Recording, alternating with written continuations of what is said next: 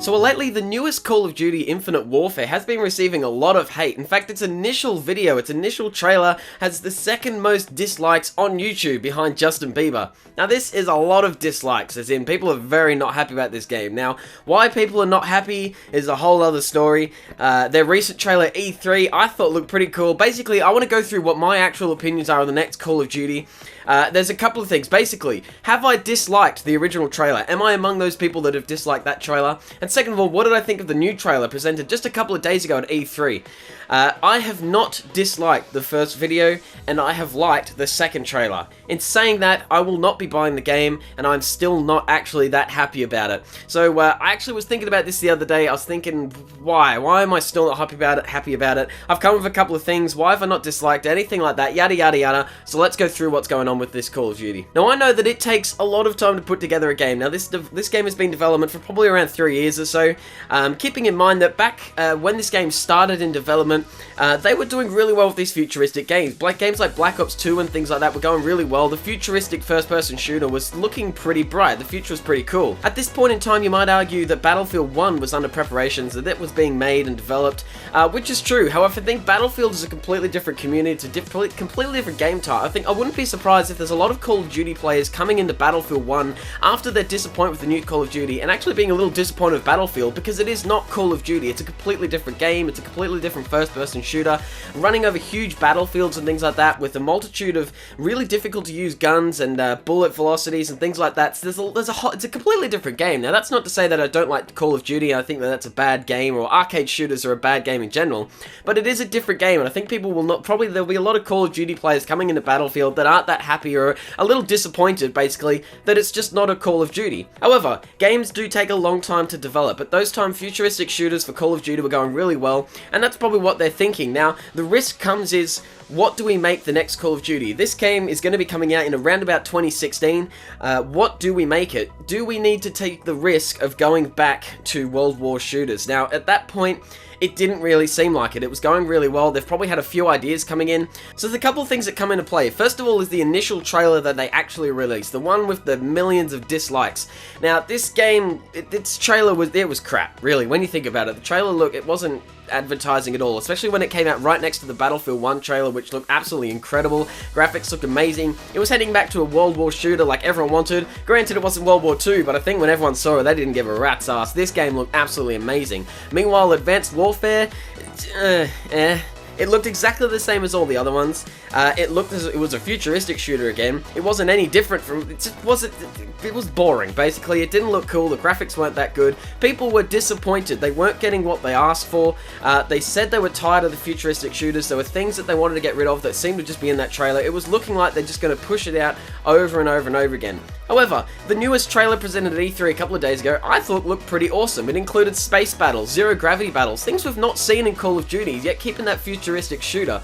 It looked really cool. Plus, you are not on rails. That is a full around, you can do whatever you want in that space battle, which is really cool. Whether you can go in any ship or anything like that, I'm not 100% sure. It may be just you flying around, taking out ships as much as you want, before heading to maybe the objective ship to push on the story, but you can fly around as long as you want. You just have to end up going to that spot. I don't know, but it's not on rails, and it looked awesome. And going in and taking down an entire ship, sort of like Star Wars Battlefront 2. People are going, this is what we wanted Battlefront to look like. It looked pretty cool. Now, still, there are twice the amount of dislikes on that trailer than the other one. I think this is because people are starting to enjoy hating Call of Duty again. I don't really know why, honestly. Now, I am not a fan of Call of Duty. I don't play it, but at the same time, it takes a lot of effort, and it's really difficult to play, to build a game, to make a game, especially to make one every single year. Battlefield has had 2 years at least between their titles to make them. I would expect a much better game, and as you probably may get. However, Call of Duty is going to be coming out every year. They want DLC coming out every year. They want all these things, but hang on a minute. That's where I draw the line, the DLC right there. Now, of course, everyone would know that the newest Call of Duty is coming out with a Modern Warfare remake. However, this is not free to people, this is DLC. You will have to pay extra for this, which means that it practically doubles the cost. Now, this was the bad move that I think that they made. Originally with their trailer was bad. I think that their E3 trailer that they presented a couple of days ago, that should have been their original trailer. That would have been cool. I would have actually gone, you know what, that actually looks pretty badass. Plus with the Modern Warfare, that looks pretty cool. However, here's what they've done. They've released a trailer that people are not disappointed in. Now, they took the risk quite a few years ago to make a futuristic shooter rather than a World War shooter. Therefore, they can't change that now. They've been having this game in development for years. If they've gone, holy crap, people have only really just decided that they wanted modern warfare shooters. They've only just decided that we want World War shooters again. We're tired of the futuristic shooters. Bring out a game. However, it's too late for them. It wouldn't surprise me if in the next couple of years or so there is a Call of Duty that's a World War, because everyone actually wants that now. However, back then, they have to make the risk. Do we go back? We have to try and guess what's going on in the market, guess what's being in production. What do our fans want, or what will they want in a couple of years when this game is actually released? Now, it is too late for them to change their minds and just create a new game to come out this year. That's not going to happen. However, to keep fans happy, they've obviously had this Modern Warfare remake done for quite a while.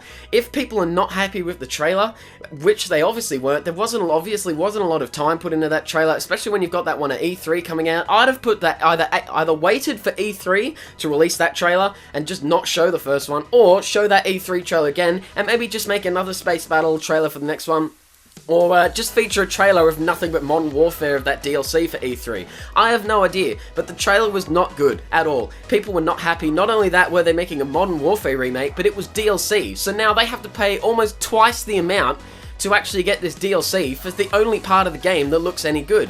Now, this is when I put my video out of that little kid laughing a couple of months ago to say that they just, instead of saying, okay, we've buggered up, but that's okay, we've got the Modern Warfare, let's release that with the game, we can still have, I don't know, if you have added maps and DLC and things like that to add to the game, fair enough. But we have made a mistake. People are not happy. You do not just get the second and most dislikes on a video on YouTube just by chance. People were not happy with it at all. However, they are still going to push forward this as DLC. They're still going to try and rake as much money out of you as possible. It wouldn't surprise me if this ended up being one of the best-selling Call of Duty games in a long time, just because people are going to friggin' want that DLC. People want that Modern Warfare remake.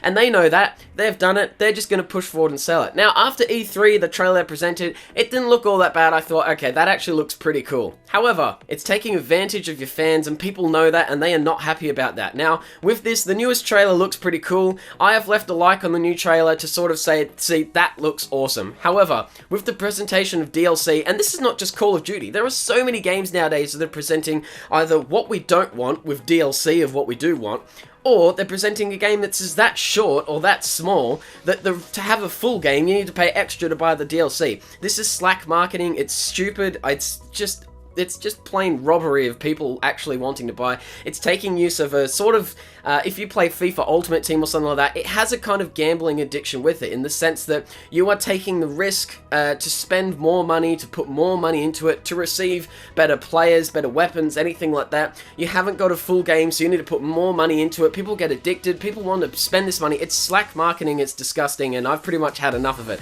So I think they could have done a whole lot better. If they had realized this trailer, released the trailer, and they've got, holy shit, people don't want this, Modern Warfare will not cost any money. Now, you can even still have your extra DLC packs for people to pay for. DLC makes complete sense. In Overwatch recently, all characters and maps that are coming out on that game, you do not have to pay extra for. Awesome. However, if you want to get skins, weapons, things, you can put a bit of money into it. You can open more loot crates, maybe buy a few things. On Battlefield, you can buy shortcuts. Now, of course, they do have premium premier passes and things like that, where you have to buy for extra maps, things like that split the community. If they had gotten rid of those, but kept things like the Assault Pack, it just unlocks everything in Assault for you. Now, that's cool for me as a YouTuber. I might get one of those so that I can review weapons quicker without having to spend the time unlocking them and so on and so forth. But having map packs that split the community, having packs for games like Ultimate Team, where you actually, people get addicted and spend a lot of time playing these, is ridiculous. Putting out a game that they know that they don't want anymore, whether they took the risk or not, that they know that they don't want, that they know people are still going to buy, and still trying to rake in as much money as possible, is slack marketing. People have had enough of DLC, and people have had enough of this whole idea. People know that they're being used, and people know that they're being robbed of their money for these small games, incomplete games, and games that they know people just don't want. It needs to change, and that's why people are leaving so many dislikes, and that's why, although I do think the game looks pretty cool after the E3 trailer, I will not be buying it there afterwards. So that's my view on the whole thing. Let me know what you guys want to know in the comments. If you have any questions for me, I've been thinking about this for a while, but if you have any questions, any ideas, let me know in the comments below, and I'll catch you later. TK out. Have a good one.